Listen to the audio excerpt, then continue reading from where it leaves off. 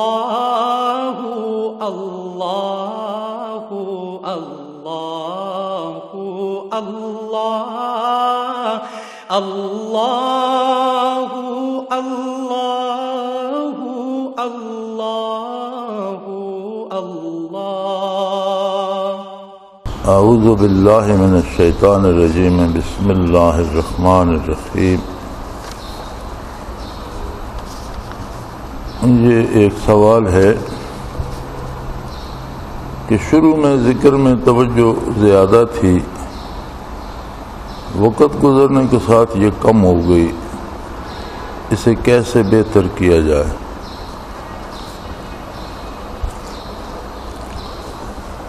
انسانی مزاج ہے،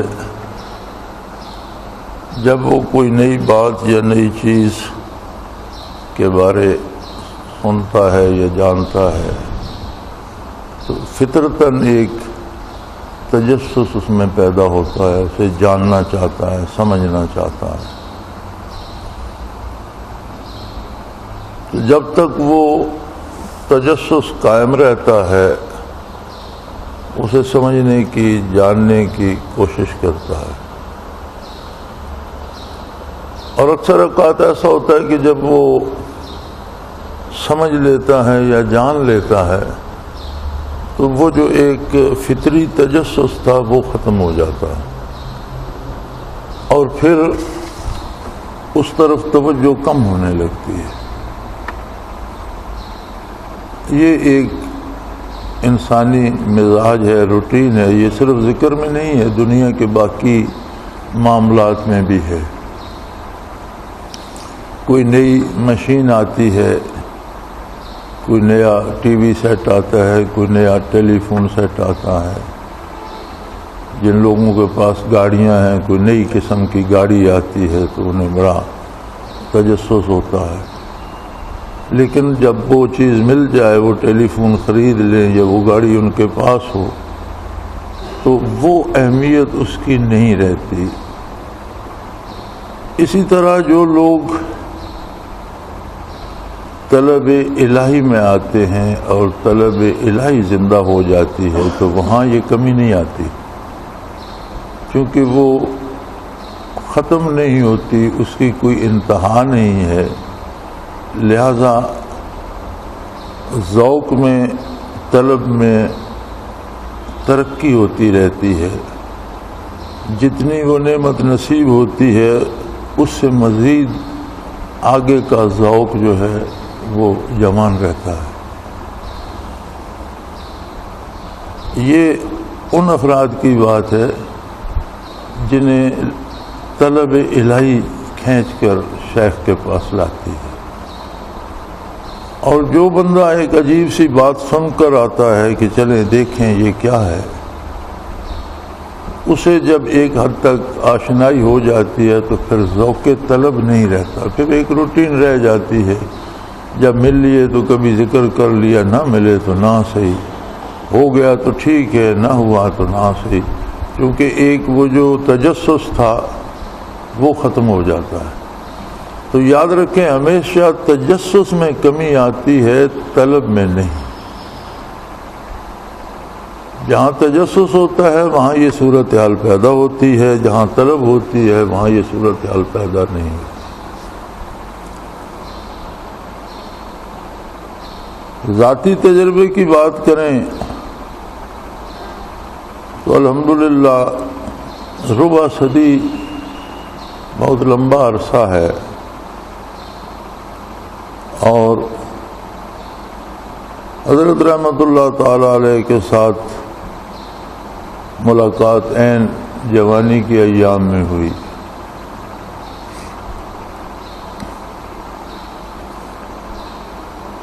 تو جوانی کا عرصہ انسان کا جو ہوتا ہے وہ کچھ صحیح اور مستقل فیصلوں کا نہیں ہوتا، وقت کے بدلنے کے ساتھ ساتھ مزاج بدلتا رہتا ہے، سوچیں بدلتی رہتی ہیں،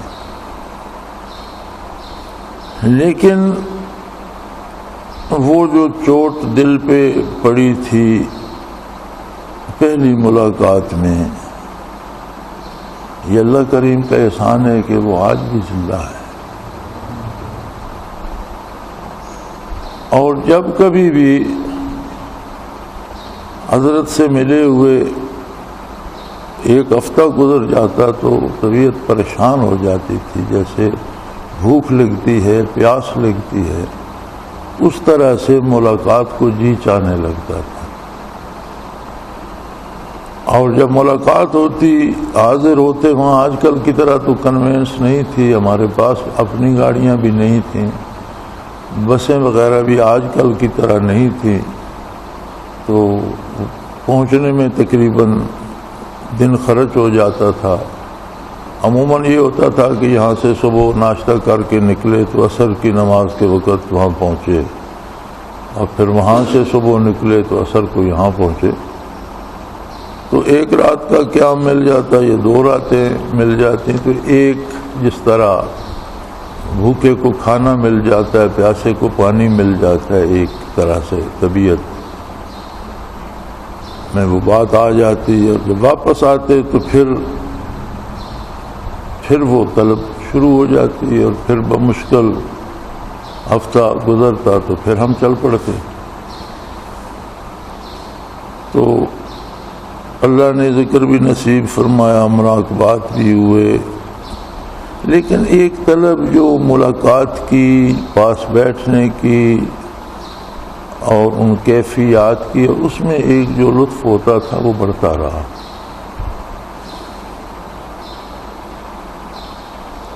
تو حضرت کے دنیا سے تشریف لے جانے کے بعد بھی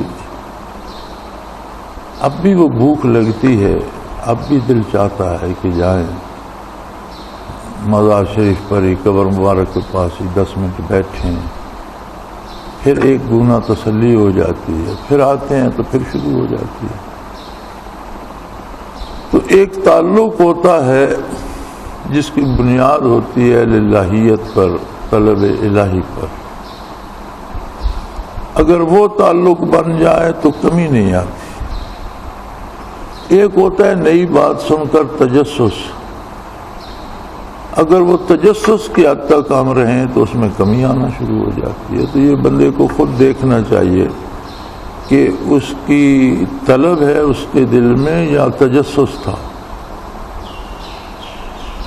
سوال ہوتا ہے، تجسس ہوتا ہے، سوال کو جواب مل جاتا ہے تو اس کی اہمیت ختم ہو جاتی ہے.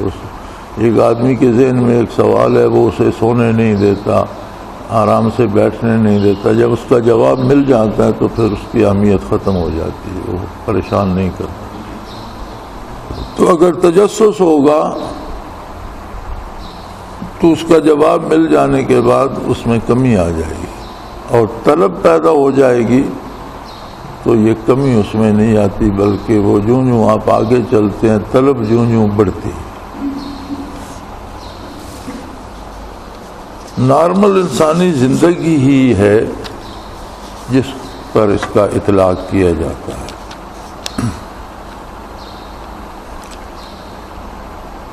یہ ایک سوال ہے، جب عرشی مناظر شروع ہو جائیں تو روح اپنے سبق پر توجہ دیتے وقت ترقی کرتی ہے یا ہر لمحے ترقی ہوتی رہتی ہے؟ اس کے متعلق وضاحت کی درخواست ہے کہ کس طرح زیادہ فائدہ حاصل کیا جا سکے.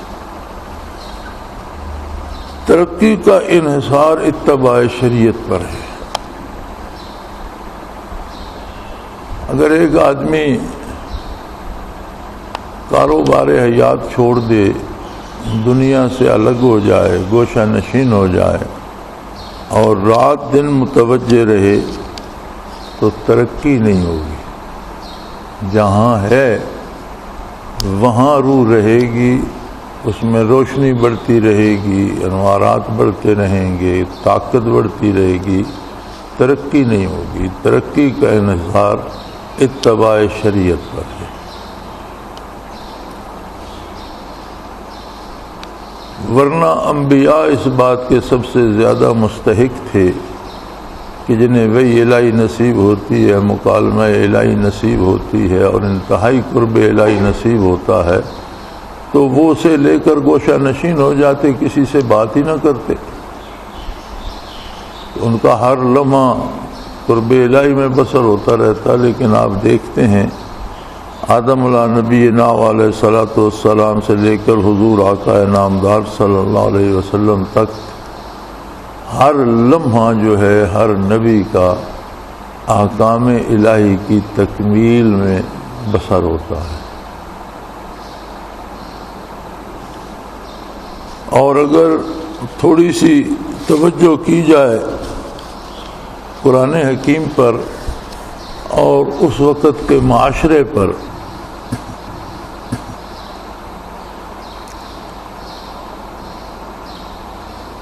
تو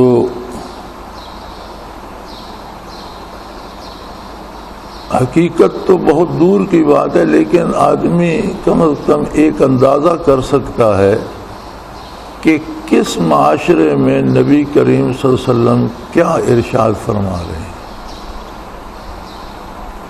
یعنی دنیا کے جتنے با اثر لوگ ہیں، جتنے حکمران ہیں، جتنے امراء ہیں، جتنے طاقتور لوگ ہیں، جتنے تکڑے آدمی ہیں جن کا کوئی بھی اثر ہے، سارے کے سارے یا شرک میں مبتلا ہیں یا کفر میں مبتلا ہیں۔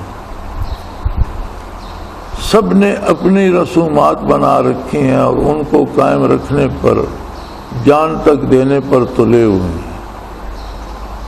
اور پہلا جملہ ہی حضور فرماتے ہیں لا الہ الا اللہ، یعنی ساری دنیا کے سلاطین کی، حکمرانوں کی، اقوام عالم کی، دولت مند اور طاقتور قوموں کی بنائی ہوئی جو مشرکانہ عمارتیں ہیں، ایک جملے میں ڈھا دی جاتی، پھر اس پر تفصیل سے بحث کی جاتی ہے کہ کس طرح یہ سارے باطل ہیں۔ ثابت کیا جاتا ہے توحید باری کو تفصیل کے ساتھ۔ تو اس عید اس دور میں یہ سارا کچھ کہنا، یہ صرف رسول اللہ صلی اللہ علیہ وسلم ہی کو زیب دیتا ہے، اللہ کے نبی کے علاوہ یہ جرت کوئی نہیں کر سکتا۔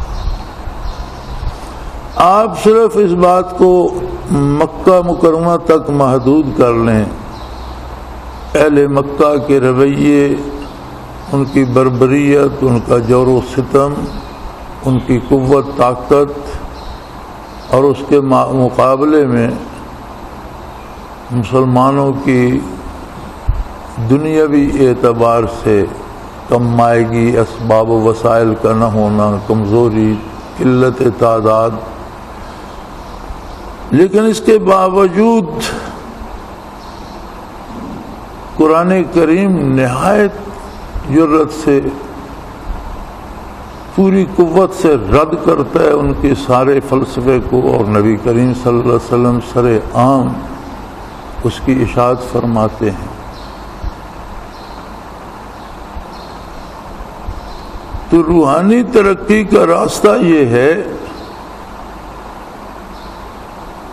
کہ کفر و شرک، بے دینی کا رد کیا جائے عملی زندگی میں، اور توحید باری اور اطاعت پیغمبر صلی اللہ علیہ وسلم کو ثابت کیا جائے، نہ صرف قول سے بلکہ عمل سے۔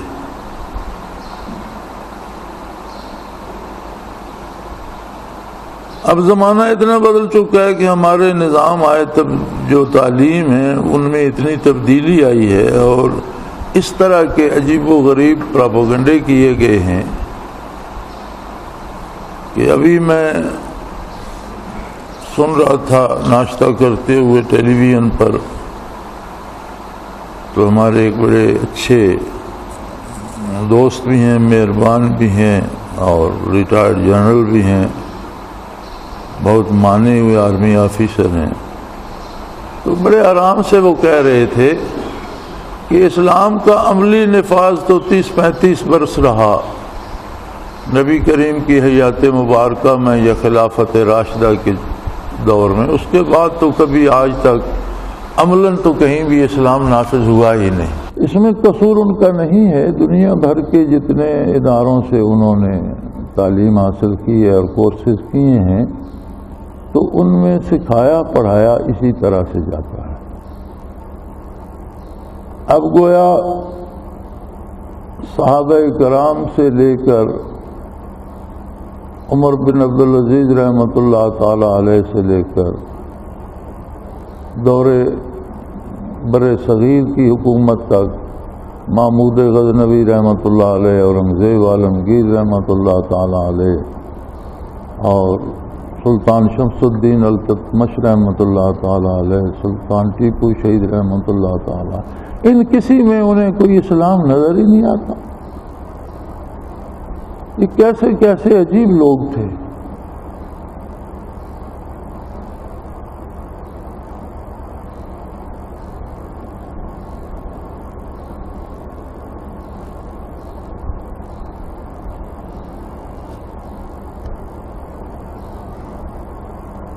اور ان کی سوانح پہ نظر ڈالی جائے تو باوجود اس کے کہ مغربی مورخین نے بہت مسخ کیا ہے، لیکن پھر بھی ان کی زندگیوں میں ایسے ایسے لطیف واقعات ملتے ہیں، اور اسلام سے اور اللہ کے رسول سے محبت کی وہ مثالیں ملتی ہیں۔ اور بڑی عجیب بات ہے، یہ حقیقت بھی بھول جاتے ہیں کہ یہ لوگ چونکہ ایک لیول سے اوپر چلے جاتے ہیں اور انہیں غریب آدمی کا پتہ نہیں ہوتا۔ آج بھی ان دیہات میں جنگلوں میں پھر کر دیکھیے تو غریب آدمی آج بھی اسلام پر زندگی گزار رہا ہے اور اس پر جان دینے کو تیار ہے۔ کوئی حکومت کی رکاوٹ نہیں ہے، لیکن ان دیہات میں ان جنگلوں میں کسی سے کہیں بغیر نکاح کے کسی خاتون سے تعلق رکھ کے دیکھیں، کہیں 7 پردوں میں گناہ کرتا ہوگا تو کرتا ہوگا، لیکن اسے سرے عام کوئی اجازت نہیں دیتا۔ یہاں تک کہ لوگ سود کھاتے ہیں، سود خار ہیں، لیکن کسی میں یہ جرت نہیں ہے کہ وہ میدان میں کھڑا ہو کر کہے کہ میں سود لیتا ہوں۔ جس سے پوچھو وہ قسمیں کھاتا، جی نہیں میں سود نہیں لیتا۔ کیوں؟ معاشرے کا دباؤ ہے، حکومت کی رکاوٹ تو کوئی نہیں ہے۔ لوگ جو ہیں وہ خلاف اسلام کو پسند نہیں کرتے۔ ہمارا مسئلہ عام آدمی پر اسلام کو نافذ کرنا ہرگز نہیں ہے۔ پاکستان میں نفاذ اسلام سے مراد یہ نہیں ہے کہ عام آدمی اسلام پر عمل نہیں کرتا، اسے عمل کرایا جائے۔ حالانکہ ٹی وی پہ ہمیشہ یہی تشریح ہوتی ہے۔ رات بھی ایک مذاکرہ ہو رہا تھا، اس میں بھی ایک دانشور فرما رہے تھے کہ جب لوگ خود ہی اسلام پر عمل نہیں کرتے تو حکومت کیا کر سکتی ہے؟ لوگ اسلام ہی پر عمل کرتے ہیں۔ نفاذ اسلام سے صرف یہ مراد ہے کہ عام آدمی کے اور حکومت کے جو تعلقات ہیں وہ اسلامائز کیے جائیں۔ نفاذ اسلام سے آج بھی یہ مراد نہیں ہے کہ عام آدمی کو اسلام سکھایا جائے۔ ہر آدمی ایک خاص طبقہ ہے ایک لائن سے اوپر، جس کے پاس وسائل ہیں اور جو عیاشی میں مبتلا ہے، اسے چھوڑ دیں۔ یہ جو 98% یا 95-96% جو طبقہ ہے جس پہ صرف حکومت کی جاتی ہے، جس کی حکومت میں کوئی مداخلت نہیں ہے، ان کو دیکھیں تو انہیں آپ کو اسلام سکھانے کی یا انہیں یہ آمادہ کرنے کی ضرورت نہیں ہے کہ اسلام کے مطابق زندگی گزاریں۔ ان کا مسئلہ یہ ہے کہ جب یہ عدالت میں جاتے ہیں، چوکی تھانے پہ جاتے ہیں، کارڈ بنوانے جاتے ہیں، ووٹ دینے جاتے ہیں، حکومتیں بنتی ہیں، تو انہیں صرف استعمال کیا جاتا ہے، یعنی تعلق جو حکومت اور عام آدمی کا ہے اسے بھی اسلامائز کیا جائے۔ حالانکہ رات بھی وہ دانشور تشریح کر رہے تھے کہ جب لوگ خود ہی اسلام پر عمل نہیں کرتے تو اس میں حکومت کیسے زبردستی کرا سکتی ہے؟ پہلی بات تو یہ ہے کہ یہ تشریح بھی غلط ہے۔ حکومت اگر مسلمانوں کی ہے اور مسلمان ہے تو اس کے ذمہ واجب ہے کہ جو کلمہ پڑھتا ہے اس سے حکماً اسلام پر عمل کرائے۔ اسلام قبول کرنے یا نہ کرنے کی آزادی ہے۔ اسلام قبول کرنے کے بعد حکومت کو حکماً اس بندے کو اسلام پر عمل کرانا ہے۔ ترک صلاۃ کی نماز چھوڑنے کی بھی سزا ہے، روزہ توڑنے کی بھی سزا ہے۔ اسلام کے خلاف کوئی قدم کرے گا تو اس پہ سزا ہے، عدالت میں جائے گا، قاضی کے پاس جائے گا۔ یہ غلط ہے کہ حکومت نہیں، کہ حکومت کو کرانا چاہیے، لیکن اسے چھوڑ دیں۔ اصل ہمارا مسئلہ یہ نہیں ہے کہ عام آدمی اسلام پر عمل نہیں کرتا، ہمارا مسئلہ یہ ہے نفاذ اسلام سے مراد یہ ہے کہ حکومت اور عوام کا جو رشتہ ہے وہ بھی شریعت کے مطابق ہونا چاہیے۔ تو تعامل نبوت اس بات کی دلیل ہے، تعامل صحابہ اس بات کی دلیل ہے، اولیاء اللہ کا عمل اس بات کی دلیل ہے کہ جب آپ اپنی زندگی کو جتنا شریعت کے سانچے میں ڈھالیں گے، ذاتی طور پر شریعت پر عمل پیرا ہوں گے اور دوسروں کو جتنی ترغیب دیں گے، پیار سے، محبت سے، تعلیم سے، جتنے لوگوں کو آپ شریعت پر عمل پیرا ہونے کی کوشش کریں گے، اتنی ترقی روحانی نصیب ہوگی۔ پھر جب آپ اپنے مراقبات کریں گے اور اس طرف متوجہ ہوں گے تو روح کو قوت پرواز بھی ملے گی، اسے ترقی، یعنی دونوں باتیں ضروری ہیں۔ اگر آدمی شریعت پر عمل کرتا ہے، اللہ اس کا عمل قبول کرتا ہے تو وہ انعامات کا مستحق ہوتا ہے، نجات کا مستحق ہوتا ہے، لیکن یہ روحانی ترقی تب بھی نصیب ہوتی ہے کہ جب برکات نبوت کسی طریقے سے شیخ کی وساطت سے نصیب ہوں تو ان میں ترقی بھی شریعت پر عمل کرنے سے نصیب ہوتی ہے۔ اس کے ساتھ پھر ذکر کرنا، متوجہ رہنا، اپنے اوقات کو استعمال کرنا، اور اگر عمل بشریعت نہ ہو تو جو کچھ ہے اس کے جانے کا بھی خطرہ ہوتا ہے، یعنی یہ نظام پھر قائم ہی نہیں رہتا۔ تو دونوں باتیں ضروری ہیں کہ مقررہ اوقات پہ یا اپنے زیادہ اوقات ذکر میں بھی صرف کرے، متوجہ اللہ بھی رہے اور لوگوں سے بھی ملے اور زندگی کو شریعت کے سانچے میں ڈھالے، اور جس حد تک ممکن ہو وہ لوگوں کو اتباع شریعت پر لانے کی کوشش کرتا ہے۔ یہاں ایک بڑی مزے کی بات ہوتی ہے کہ ہمیشہ جو مقامی لوگ ہوتے ہیں وہ ساری زندگی صرف خامیاں تلاش کرتے رہتے ہیں۔ انسان ہے، کس انسان میں خامیاں نہیں ہوتی، کمزوریاں بھی ہوتی ہیں، لیکن ایک یہ طریقہ، اور آپ نے اکثر دیکھا کہ اہل اللہ نے بھی ترک سکونت کی اور دور دراز نکل گئے۔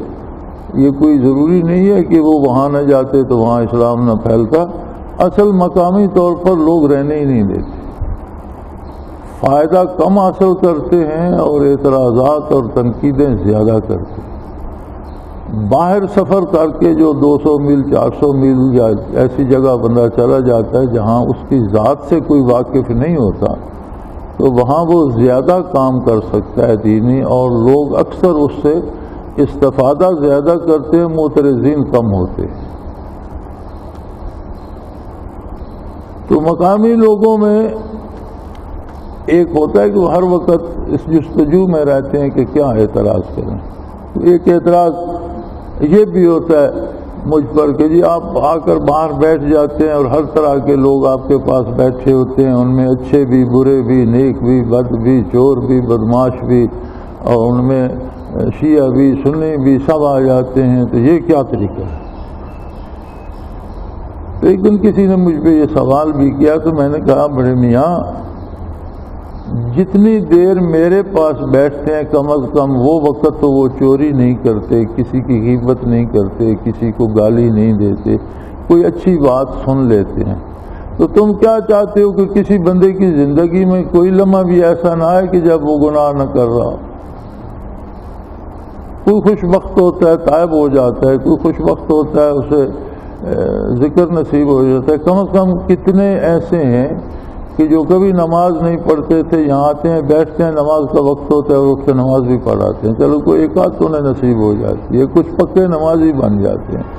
کچھ بھی نہ ہو تو جتنی دیر یہاں بیٹھے رہتے ہیں کم از کم وہ وقت تو برائی سے بچ جاتے ہیں۔ تو کچھ تو فائدہ کسی کو ہوتا ہے، ساری اللہ کی مخلوق ہے اور اللہ کا احسان ہے، ورنہ ہم کون سے فرشتے ہیں اور کون سے فرشتے تھے؟ وہ بے نیاز ہے، اپنے دروازے سے رد کر دے، شاید ہم ان سے بھی بدتر ہو جائیں۔ تو کسی انسان سے نفرت نہیں ہے، برائی سے نفرت ہوتی ہے، تو کم از کم یہاں جتنی دیر بیٹھتے ہیں یہاں تو برائی کرتے کوئی نہیں۔ تو ترقی کے لیے بنیاد ہے شریعت پر عمل اور اس کے ساتھ ذکر اور متوجہ اللہ رہنا۔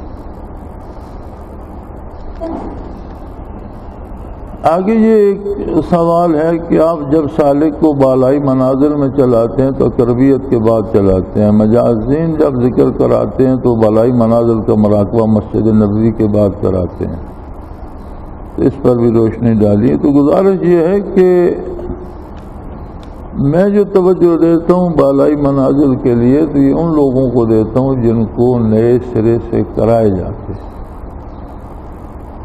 تو چونکہ بالائی منازل انہی لوگوں کو کرائے جاتے ہیں جنہیں پہلے سالک المجذوبی تک مراقبات پہ پوری صلاحیت حاصل ہو جائے اور سالک المجذوبی کی آخری منزل تک ان کے مراقبات راسخ ہو جائیں، اس کے بعد بالائی منازل کرائے جاتے ہیں۔ تو پھر ان نیچے والے سارے منازل کو دہرانے کی ضرورت نہیں رہتی، اقربیت سے سالک المجذوبی پر اور اس سے اگلے منازل میں توجہ دے دی جاتی ہے ان لوگوں کو جن کو نئے منازل کرائے جاتے ہیں۔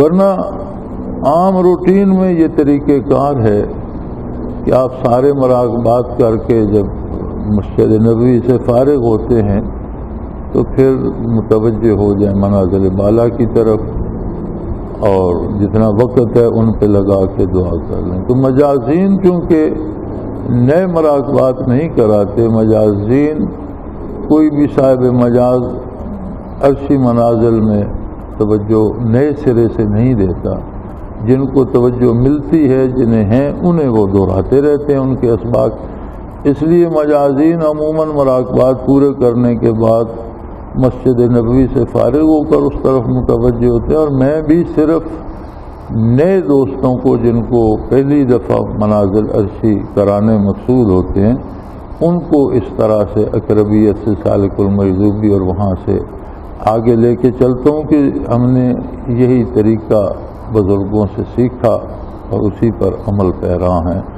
اور اگر پرانے ساتھیوں کو مراقبات دہرانے ہوتے ہیں تو پھر اس کا طریقہ یہ مناسب یہ ہے، یہ بھی صحیح ہے کہ اگر وہ مراقبات کرتے جائیں منازل بالا بھی عرشی مراقبات بھی کر کے سیر کعبہ پہ آ جائیں، فنا پہ رسول میں چلے جائیں تو کوئی حرج نہیں ہے، لیکن عموماً طریقہ حضرت رحمۃ اللہ علیہ کا یہ تھا کہ جو جن کے پہلے سے منازل ہیں اور نئے سرے سے توجہ نہیں دینی تو انہیں عموماً مراقبات کرا کے سیر کعبہ فنا پہ رسول کے بعد جب ادھر سے فارغ ہو گئے تو پھر ایک نظر مناظر بالا پہ ڈال دی۔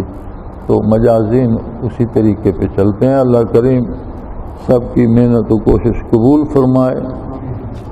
اور یہ راستہ ہے جو طلب سے طے ہوتا ہے اور طلب کو زندہ رہنا چاہیے، زندہ رکھنا چاہیے۔ طلب زندہ رہتی ہے ذوق طلب سے، تعلقات سے دل بھر نہ جائے، وہ ذوق طلب قرب الہی کی بھی جمع رہے، ذوق طلب بارگاہ رسالت معاب کی بھی جمع رہے، اور یہ رشتے بڑھتے رہیں تو توجہ کم نہیں ہوتی، اور ذوق طلب میں کمی آ جائے تو پھر توجہ میں تو ظاہر ہے کمی آئے گی ہی۔ تو اللہ کریم اس درد کو قائم رکھے اور ان رشتوں میں حیات باقی رکھے اور ان میں زیادتی فرماتا رہے۔ وآخر دعوانا ان الحمدللہ رب العالمین۔ یہ ایک تصوف کا تھا، باقی فقہی تھے، تو یہ محفل فقہی سوالات کے لیے نہیں ہوتی، یہ خالصتاً ان سوالات کے لیے ہے جو سلوک کے متعلق ہوں۔ فقہی سوالات دوسرے اوقات میں پوچھے جا سکتے ہیں، علماء تشریف رکھتے ہیں، کسی عالم سے پوچھ لیں اور مجھ سے پوچھنا چاہیں مجھ سے پوچھ لیں، لیکن یہ جو پیریڈ ہے اس کے علاوہ کیونکہ انہیں وہ ریکارڈ میں بھی نہیں آئیں گے اور کوئی ضروری نہیں ہے کہ انہیں ریکارڈ کیا جائے، اور یہ جو سوالات سلوک کے بارے ہوتے ہیں یہ پھر باقاعدہ ریکارڈ پہ آتے ہیں، چھپ جاتے ہیں تاکہ بعد میں آنے والوں کو بھی اس کا فائدہ ہوتا رہے۔ اور ایک پچھلے سالوں کی ایک کتاب چھپی ہے محافل شیخ، تو بہتر یہ ہے کہ آپ وہ پچھلی کتاب لے کر دیکھ لیں، ہو سکتا ہے بہت سے سوال جو آپ کے پاس ہیں ان کا جواب ہو چکا ہو اور وہ آپ تسلی سے پڑھ لیں، اس کے بعد کوئی جو نئے سوال اس موضوع پر پیدا ہوں اس محفل میں وہ سوالات کیا کریں۔ وآخر دعوانا ان الحمد للہ رب العالمین، الحمد للہ رب العالمین، الصلاۃ والسلام علی حبیبہ محمد۔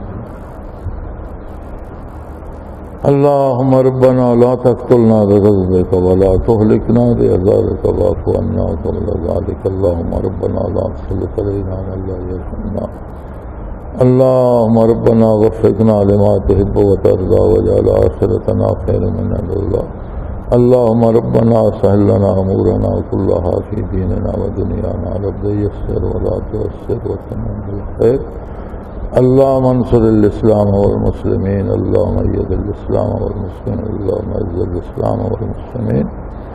اللہ کریم اس ملک کو قائم رکھ اور اس پہ عدل و انصاف کی حکومت قائم فرما اور اسے شر اور فساد سے پناہ میں رکھ، سب مسلمانوں کو ہدایت پہ جمع فرما، نیکی کی توفیق عطا فرما، تو ہر چیز پہ قادر ہے۔ وصلی اللہ تعالی علی حبیبہ محمد وعلی وسلم برحمتک یا ارحم۔ اللہ اللہ اللہ اللہ اللہ اللہ اللہ اللہ۔ حضرت امیر محمد اکرم آوان مد ظلہ العالی دارالعرفان منارہ ضلع چکوال میں سالہ سال سے قرآن و حدیث کے اوپر خطابات کر رہے ہیں اور سلسلہ نقشبندیہ اویسیہ کے مطابق لوگوں کو ذکر الہی کی تربیت دے رہے ہیں۔ وہ قرآن پاک کی تفسیر ترتیب وار بیان کر رہے ہیں۔ تفسیر قرآن کو وہ موجودہ ملکی اور بین الاقوامی حالات کے مطابق بیان کرتے ہیں۔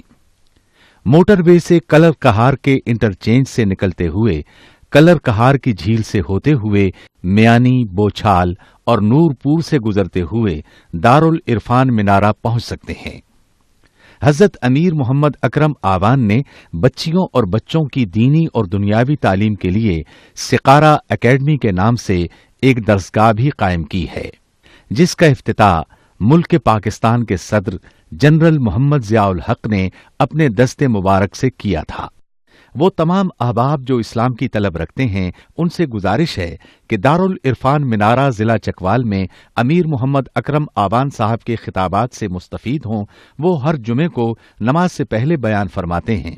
ہر ماہ کی پہلی اتوار کو ماہانہ اجتماع ہوتا ہے جس میں آپ خصوصی خطاب فرماتے ہیں اور پاکستان کے چاروں صوبوں سے احباب اس اجتماع میں شرکت کرتے ہیں۔ اس کے علاوہ یہاں سال میں 2 مرکزی اجتماعات بھی ہوتے ہیں، ایک رمضان المبارک میں اعتکاف کا اجتماع اور دوسرا جولائی اور اگست میں 40 دن کا اجتماع ہوتا ہے جس میں روحانی تربیت کی جاتی ہے۔ اپنا خون سیماب دے کر اتنا ہم کر جائیں گے، نام آقا کا چمن میں پھر رقم کر جائیں گے۔